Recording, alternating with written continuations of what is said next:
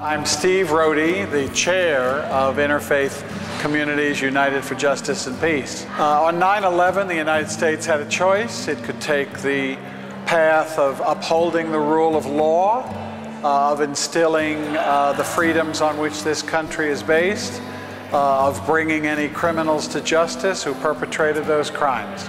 Or it could take a far darker path into war, occupation, the violation of human rights, torture, and the like. Unfortunately, it took that latter path.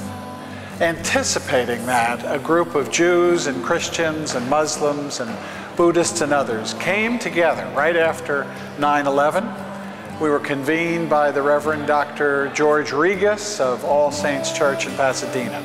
He brought us together because he knew from his experience, from the history of America and other powerful countries, the risks we faced. And it came to pass that a group of seriously minded, spiritual people of conscience came together, and that was the founding of Interfaith Communities United for Justice and Peace, ICUJP.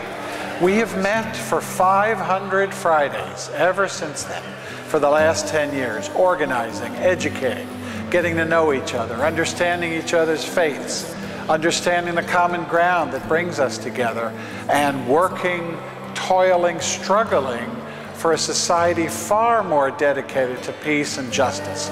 And it's been in the course of those 10 years that we've held demonstrations, civil disobedience, educational forums, programs, delegations to elected officials, simply trying to speak out, to speak truth to power, whoever is in power.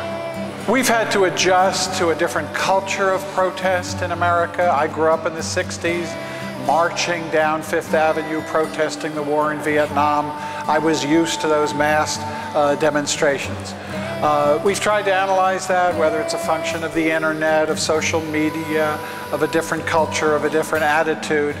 But we are not getting those kinds of mass demonstrations. We've gotten a few of them on the rise to the war in Iraq and elsewhere. I think it's still a challenge to organize people. Organizing now has the blessing and the curse of the internet. It's our job to motivate people. It's our job to inspire them through our writings, through our work, through videos, through programs that appeal to people, that bring them out. I think when people are educated, when they are brought the facts, today a vast majority, upwards of 75% of the American people want to end the wars in Iraq and Afghanistan now. So instead of being an outlier protest group on the fringes of society, we are at the heart of a society that yearns for peace. The obstacle are our leaders.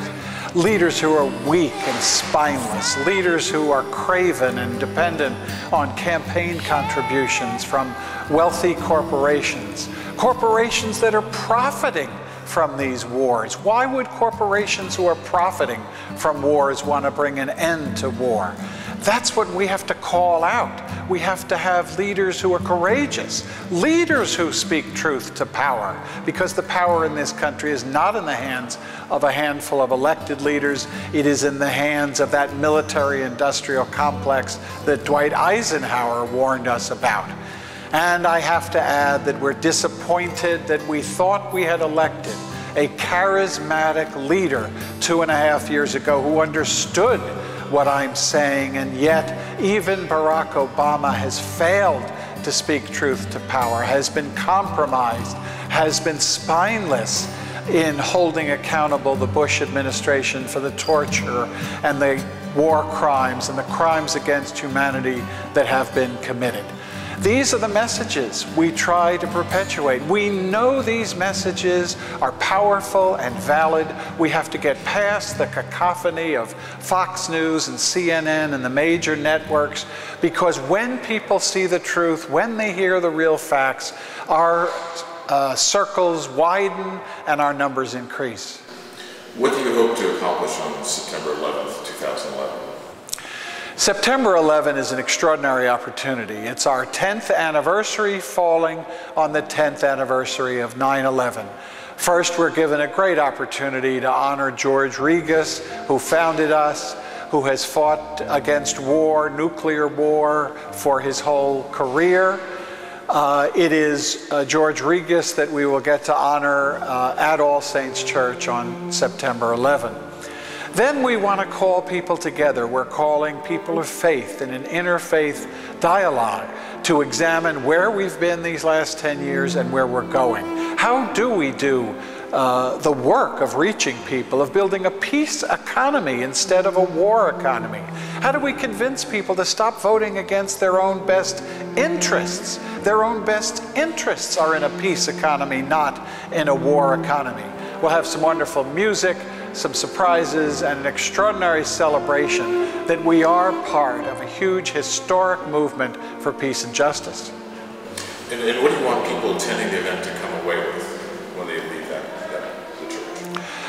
I think first we want people to realize they are not alone, that they're not sitting home alone believing the same things we are believing, that they are part of a movement, they are part of an interfaith movement because they'll see it all around them. This is hugely invigorating. We cannot underestimate the power of people being present with others of like mind and like spirit and like heart. So it's invigorating, it's reinforcing, and I think it will have a tremendous impact on those who come and join us. Secondly, it will be vastly educational because there's all kinds of information that people need to know about what's been happening these last 10 years. Finally, I think it'll be inspirational in a call to action, because on October 7th, the 10th anniversary of the invasion of Afghanistan, ICUJP will organize a major public witness in downtown Los Angeles, culminating in a rally and the exercise of civil disobedience by several courageous people. That call to action will be made available to everybody the night of September 11. I think it is a turning point for us. It says that we are here for the long run, that we've been able to meet for those 500 Fridays, that we've sustained ourselves with a small budget and a small staff, but great spirit, great dedication, and great commitment to peace and justice.